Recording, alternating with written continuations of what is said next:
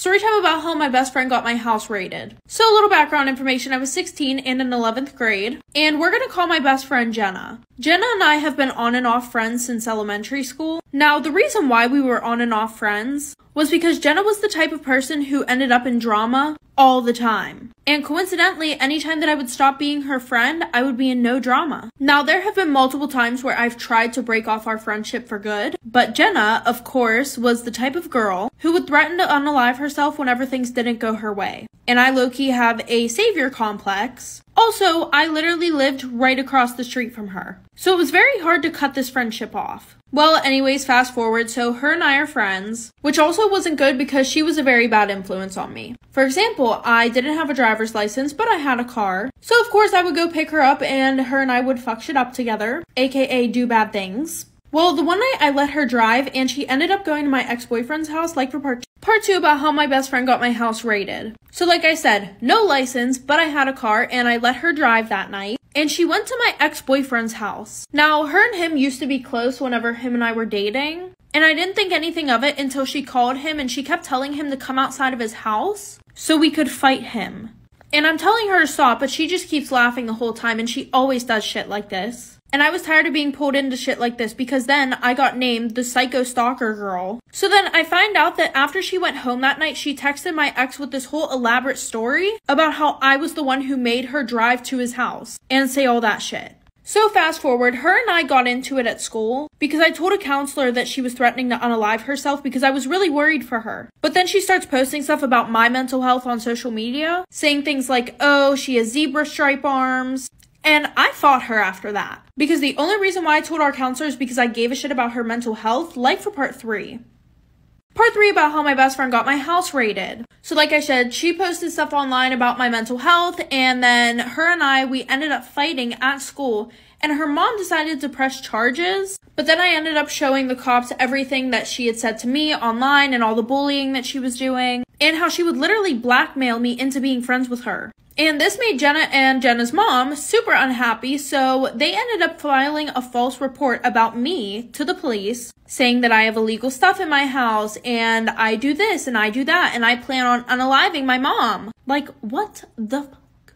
So in the middle of the night, my whole family and I are woken up by this loud banging on our front door. So my mom, hurry up, go open the door, and they're saying that they have a warrant, and come to find out, the only thing that they could find were a bunch of empty vapes, which my mom was not happy about. And yeah, my mom and I's relationship is super rocky sometimes, but I would never try to unalive her. Story time. Everybody's saying that I cheated on my ex-boyfriend, but I want your guys' opinion. So a little background information, I was a college student, and I had been with this guy who we're gonna call Jacob for about 6 months. Towards the end of his and I's relationship, stuff just started to get really boring, and every day I would get the ick from him. Now, at this time also, I had gotten a new job. While I was working, I had met this guy who we're gonna call Tim. Since I was a college student, I decided to start working more, so Tim and I would see each other literally every day. Him and I really hit it off, like straight away.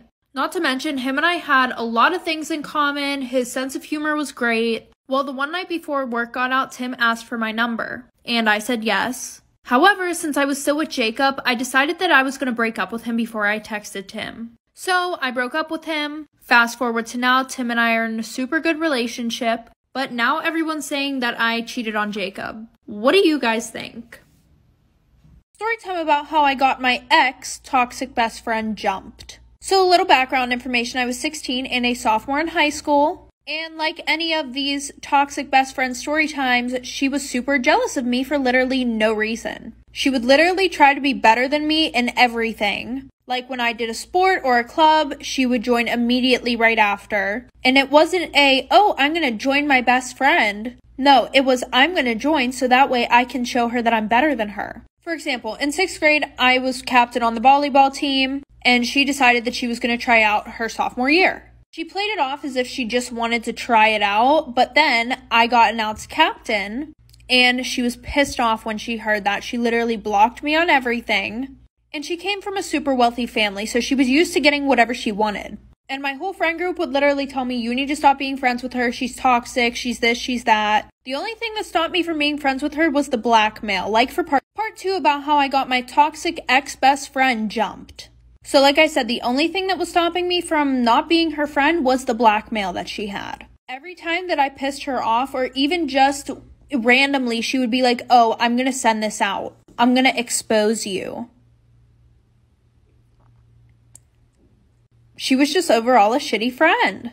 So I had an exposing account on Instagram where I would expose people in my class. It got banned, but she DM'd the account the blackmail. Little did she know it was literally me who was running it. Obviously, I didn't post it, but I showed one of my friends, and we kind of made a plan to get rid of the blackmail. So my birthday was coming up, and I was going to Disney, and my mom said that I could invite 2 friends. Originally, I wasn't going to invite Tessa, but since I had this plan, I invited her and one of my other friends. On the 3rd night, my friend and I decided to take our plan into action. Tessa was sleeping, so I went on her phone, and I went and deleted all the pictures, like for part 3.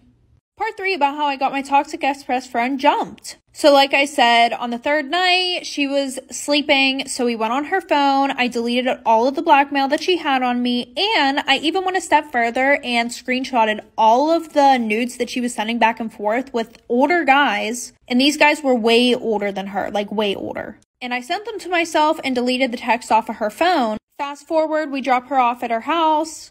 I stay over my friend's house, and we decide that we're going to post everything to my exposing page. And we also came up with a really good idea. Why not send this to Tessa's parents? So we sent them to her parents. And guys, when I tell you this exposing page had so many people on it, it really did. Somebody was like, OMG, like, please send a face reveal. Like, I won't tell anybody. So what did I do? I sent a picture of Tessa, and that person posted it to their Snapchat story. Fast forward to the first day of school. We're outside for gym class, and 3 girls beat her ass. Story time. Would you call this cheating? So a little background information. I was 16 and a sophomore in high school, and I was dating this guy who we're gonna call Tom, right? When we started dating, everything was super good. But a little bit into our relationship, I started to get the ick. Anything and everything he would do would literally irritate the hell out of me. So at that point, I told him that we should take a break. So we did. Well, while we were on this little break, I decided to go out with my cousin the one night. And she had brought this guy who she was talking to at the time. We're gonna call him Jake.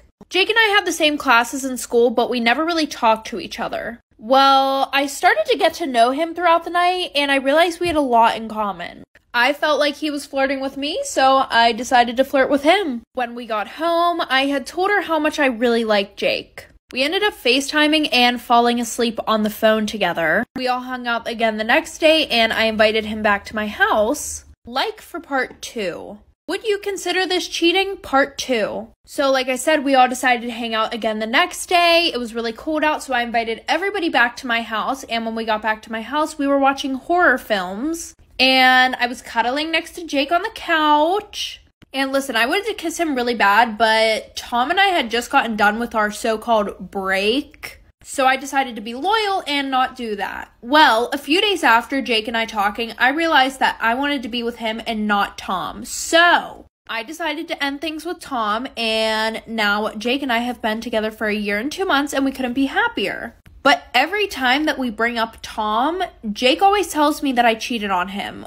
Would you consider what I did cheating? Story time. I was the toxic best friend. So a little background information. I was 16 and a sophomore in high school. And at the beginning of the year, I met this girl who we're going to call Riley. Riley and I hit it off straight away. Like a week after knowing each other, she knew everything about me and I knew everything about her. Well, then she tells me about this guy that she's talking to, who we're going to call Jay. She said that they would hook up sometimes and he would text her sometimes. But she said that I couldn't tell anybody because he said that it had to be a secret. So I tried telling her that he sounded like a fuckboy, but she decided she was going to do whatever she wanted. And I was like, okay. So fast forward to the end of the year, he adds me on Snapchat. Okay, don't get me wrong. He was really hot, but I had my own thing going on. So I really didn't pay that much attention to him. And I thought he maybe added me on Snapchat to be like, oh my God, I really like your best friend. And then I also was caught between a rock and a hard place. Do I tell my best friend that the guy that she likes just added me on Snapchat? Or do I lie to her? Well, I was going to tell her until I got a Snapchat from him, like for part 2. Story time about how I almost got kidnapped at a grocery store. So a little background information. I was 16 and it was during the summertime. And I was super excited because I had just got my license. But my parents had this idea that if they made me drive around and do all their errands, that I would be a better driver.